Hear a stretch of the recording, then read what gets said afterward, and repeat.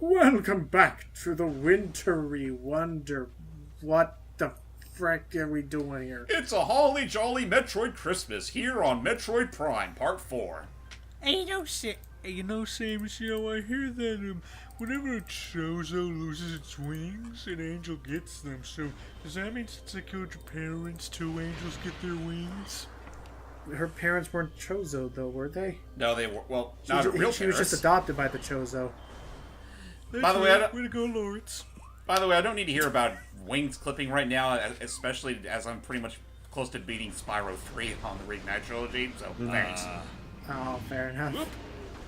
Easy, easy. Yeah, welcome. These are Sheegoth. They have very strong shells that we can break away, and it's actually a really unfortunate and anatomical design. These really tough shells, but when you break them apart, they're left completely vulnerable. And it's just like their guts or their body is just up to that. Also, you just notice we need to use beam attacks. Missiles will just bounce right off. Attack. That Sheegoth literally got the last laugh. Dead. If it could laugh. What do you think of winter, John? Yeah, I like it better than summer. I just don't like all the rain. I don't mind winter all that much because I actually like the cold, being in Texas. So honestly, as a resident of California, I appreciate all the rain. Yeah. Well, it definitely helped clear up all the smoke we had from that fire. Seriously. Yeah. It was so nice to actually go well. As far as my end goes, I usually don't mind winter. In fact, I usually have appreciate whenever it snows because every time. Let me put it this way: the times we get snow, you can count on half a hand. But that being said, this particular winter could be better, but that's because of personal medical issues I'd rather not indulge in. That's fair. Well, I would prefer being cold as opposed to being hot, just because scientifically it's easier to warm my body up than it is to cool it down. Pretty much, yeah. So if it's some cold, I'm fine with. My family's weird. I'm fine with the cold. My mother and my brother cannot handle the cold. They have to bring a blanket into the movie theater. I don't know why, but I find that funny just the way you enunciate. It's like my mother and my brother. I realize they rhyme. Anyway, those are the little baby Sheegoths. Not yet, but we're gonna start meeting the Papa ones. You mean the mamas? The mama ones, and they're not. Mama Sheegoth? My God, you're ugly. Also, I forgot what these things are called. These orbs, they basically glitch out your visor, which is honestly they glitch out my visor, which is funny, which is a funny visual in itself. It's cool, but they are completely invulnerable to almost everything except for one attack. If I remember and I assume it's one you don't have yet. Yeah. Nope, we may get it, but I don't think it'll be in this part. We're going to get a new power-up that was introduced to this series that was interesting. It definitely added a whole new level of versatility to the to the morph ball. And it gave the speedrunners something to cream about. I bet. I can only imagine how cool they got with this. Welcome to a brand new Metroid power-up, just because we actually haven't seen any brand new ones. Welcome to the Boost Ball. Woo! Boost Ball! I'm kind of thinking, is this the only game that has it? No. I think it's in 2 as well, isn't it? It's in 3 as well. So okay. it's just a Prime. It's a Prime exclusive. Okay, so it's a Prime tradition, which I assume means it will also get an intro. I hope so, because I do love this. Because unfortunately, all those platforms we were jumping on fell apart. However, we have just been given a half pipe. Oh God.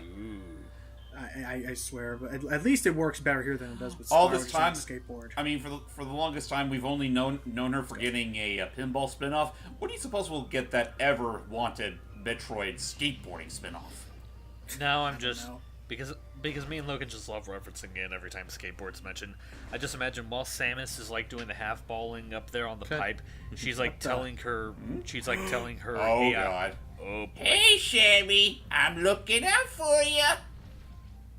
Yeah, You like just like pipes? It almost oh God, guys! I got a perfect one. Where is Sammy? Where is Sammy? No, it's a stupid song. Where? What was that actually? Oh, that's a children's show. Big Blue House. That's right. Jeez. Wonder where it's from. Anyway, so Isn't what that the Blue's heck am I Clues? thinking? No, that's the letter thing. I thought we have the Very suit already. We do. It just doesn't we work do, with this but kind. this Well, to be fair, I think it's always been a thing where the Very Suit can protect you from acid, but not lava. Well, yeah, no, yeah. If I didn't have the Very suit, even being like, see where it says warning in the upper left. If I just had my normal, what's it called? Your normal, your power suit. If I just had my normal power suit, I'd be taking damage right now. Yeah, because this place is hot. But yeah, with the Vari suit, acid or lava. That's another thing. I'm told that in Super Metroid and Metroid, it was technically lava, not acid. Is it lava here? Well, I think no. This is This is clearly lava. It's just that I think it started with maybe Zero Mission, or maybe it's always been a thing. I don't know. That there has always been a distinction between lava and acid. It depends on their texture. Gotcha. All right. Anyway, okay, we're not. I don't think we're gonna take this elevator because this will just take us back up to Talon Overworld, right? Mm-hmm. Oh wait, no. That's right. There is actually something I need to get from here because I can get a. This actually will take us to a neat little power up in Talon Overworld because I'll be going from a different direction. Oh boy. Yeah, we do again. Now we're starting to reach. Now that we've already reached, I think 4 out of the 6 or so big areas of the game. Now they're gonna start having us do the Metroidvania stuff. Yeah. Gotcha. Which, Oh, boy. I mean, it makes sense. It is Metroid. Oh, You all thought it was... And here I thought that was going to be a pit. No, and here you thought I was being dumb when in fact I just got lucky. And here you thought I was dumb. I still Aw, you- am, but it paid off. How cute you sell yourself short like that. Anyway, no, I know that was there. It's 2 and 3 are gonna be a trip though. I haven't played those in forever. Algaes. How many So- times? Honestly, I can only imagine how much of a cluster mud 2 will be, because again, I hear how bad the backtracking that game can get. I That's hear 2 why- in general is considered the weakest in the series. I've heard that too. I've heard that it's also the easiest because okay, spoilers. You get something called a sound visor, which lets you scan for sound, and apparently every power up makes like that humming sound when you get near them. So you basically have a visor that can just tell you where everything is with no like having to search for it anymore. Well, hey, it saves just you look for the sound. trouble of having to get all those sky keys or whatever they're called. That is true. Because Okay, so- that's right. Lord knows Now- I could have used that for this game. I'll just say this. we need- I'll just say this, Logan, real quick. Yeah. There's a reason why the sound visor isn't present in 3. Oh, I bet. It's broken. She probably had to sell it off to to get gas in her ship. You know. Yeah, something like that. There we go. I mean, why else do you think she has to keep reclaiming all these power-ups? Well, I mean, outside of here, where it was all because of, weird case of circumstances. I mean, I know Other M was probably like the most like contrived reasons for not to have our powers. There's got to be. I would love for there to be just I'll one. give them the jokey- credit of the doubt. At least you still technically still had your power-ups, but you sort of had to follow. Right, the Daddy Adam tell us when. There we go. Hey! It's not quite as cool as it was in Super Metroid, but we basically just got ourselves a double jump. And that's always fun in a 3D platformer. Yay! Wait, what happened to our rocket heels? We got space jump boots, which is basically there is no high jump, and it doesn't unfortunately work the same way. I would love if this game had like a broken space jump, like infinitely, like in Super Metroid. I'm also surprised there's no there's no super space jump or something for like the very end of the game. I think with this game's version of the screw attack, if you time it right, you might as well get that. There is no screw attack. Not It was. Not in the first one. It's only in 2 and 3, and even then, it's kind of a far cry from what the screw attack usually is. Yeah. Anyway, now that we have the space jump, as you can imagine, our mobility has literally been doubled, and we can get to a lot of places much better now. Huzzah! Honestly, yeah. Actually, between that and the boost ball, unless it has like a physical obstruction in its way, I think we're. Okay, we need the grapple beam still. Yeah, we still need that.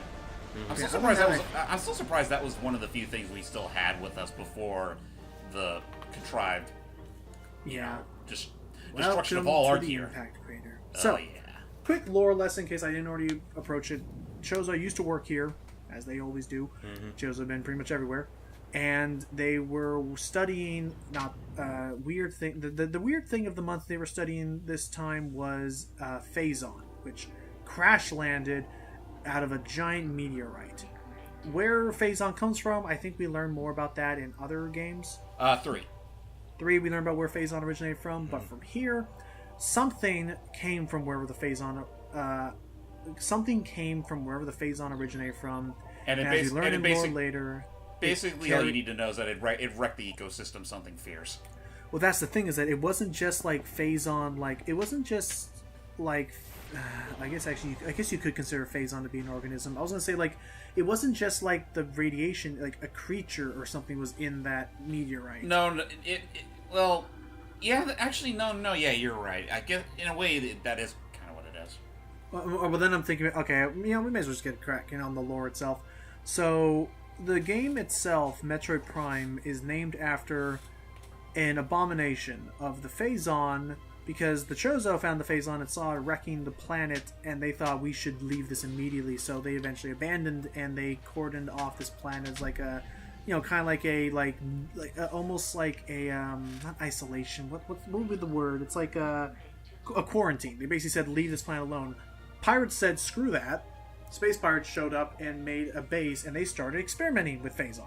Mm-hmm. A lot of it. And someone had the bright idea of taking one of the deadliest predators in the galaxy and injecting it with Phazon. Yeah, subjecting him to it, and well, look where that went.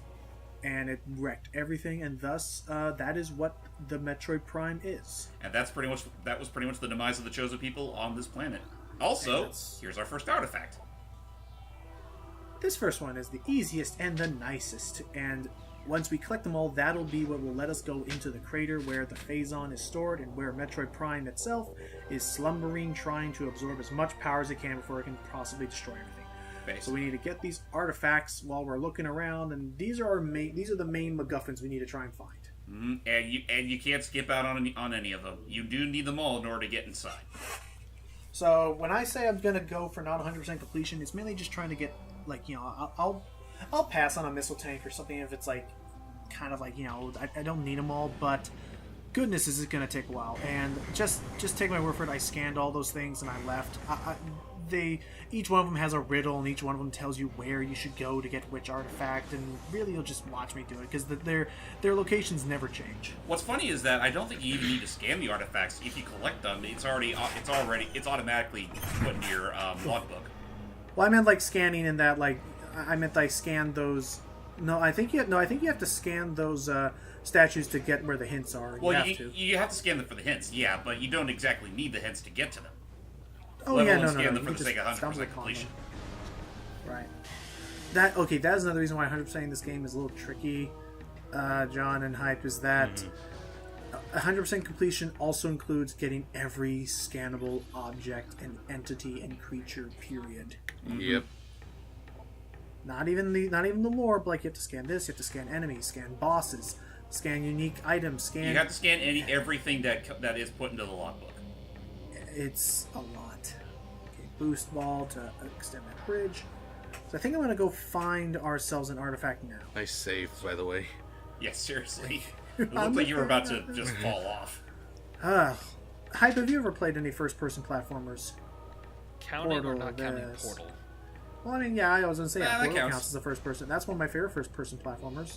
It's the only one I have any real extensive knowledge with.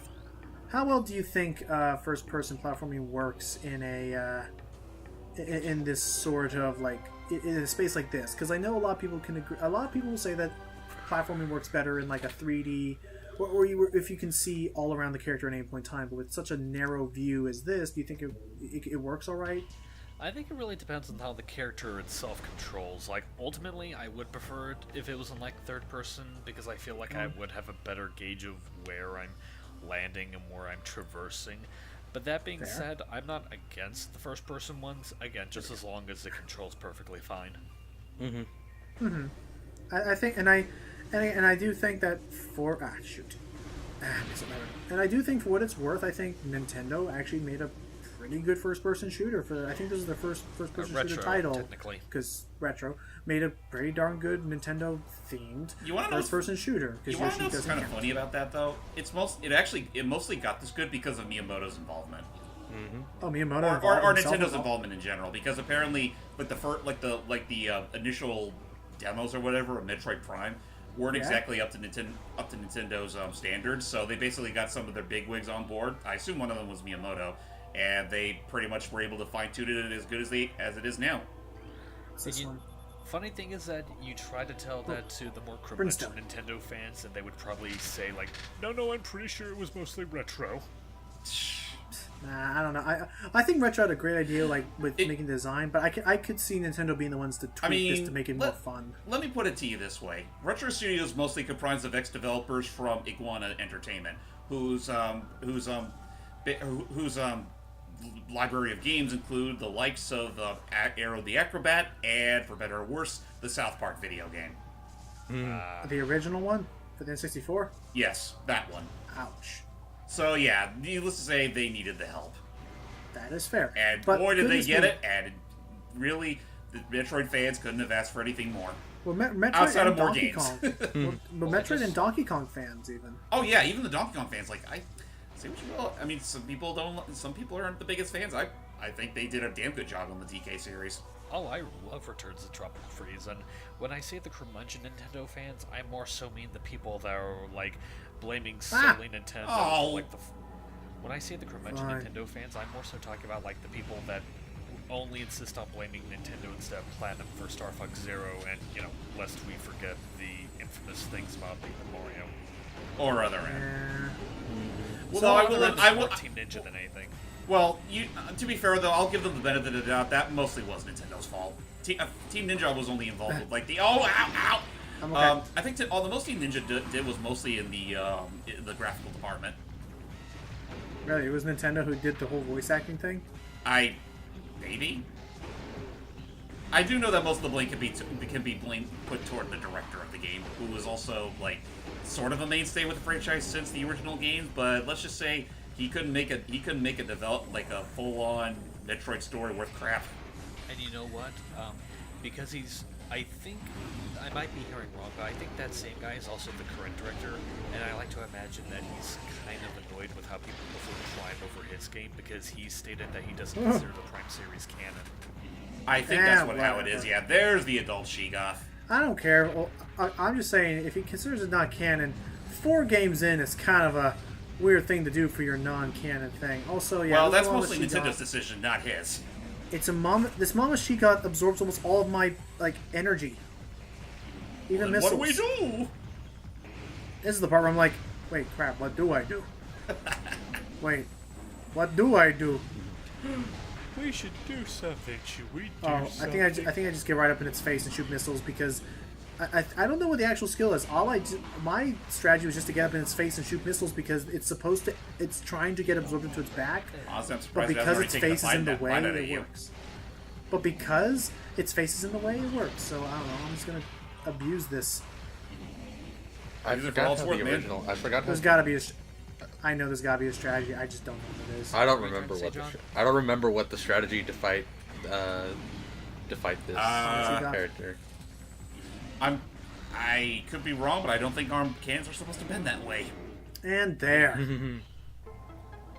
Now we can get our cool little power up. Because goodness me, what would a Metroid game be without something different to have go pew pew out of our arm every so often? What would a Metroid game be without the play toys? Welcome to Color Coded Game. This is. I thought you were about to say. What would a Metroid game be without the Metroids? That's not until later. Welcome to the Wave Beam, which the Prime series in particular got a lot more creative with how it uses beams. Yeah, in that they're more so context sensitive. Context sensitive, and actually with puzzles and with enemies. So, whereas before the wave beam, I think that was the Spazier. What the wave beam, the plasma beam let you cut through enemies. Wave beam was basically like your shots go through walls. That was it. Okay, plasma went through enemies, and yeah. So the phase beam. sorry. So the plasma beam in this game has a more of an electricity-based like power. Yeah, source. the beams in this game are more elemental based. Like you got your wave beam here, which is electrical. You get the plasma beam later, that's basically fire, and ice beam speaks for itself. I do want to ask, does it carry over the other games where you need certain types of shots to open certain types of doors? Yep. Yep. Mm-hmm. And fortunately, again, with the current color that my gun is and current color of doors, they're all color coded. Oh yeah, but by the way, funny attention to detail. Notice the little icon on the left, which signifies what beam you're using. Basically, the way she does she activates all her beams is mostly through hand signs. Which I can see that, yeah, with I think for ice beam she folds down one of her fingers. For this one, she holds down two fingers. For plasma, she makes a base. For plasma, she basically does the Spock greeting. Dare I ask what she gets for flipping the Chozo? That's the phazon beam. That's perfect. The phazon beam. But yeah, that's about it. Well, join us in the next part. Again, that's you know the gist of a Metroidvania. We're gonna be able to explore more places now that we've gotten more items until we get the next big item, and thus the formula succeeds. Yep. But now I have to end on another question. When making all these hand signs to activate her beams, how does she pull the trigger? Actually, I want to add on top of that. Do you know what hand gesture that she uses to initiate the hyper beam? Skadoosh.